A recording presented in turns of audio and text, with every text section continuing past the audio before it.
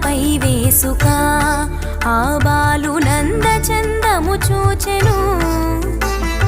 వసుదేవు పుత్రుడమ్మా ఈ బిడ్డ వైకుంఠవాసుడమ్మా,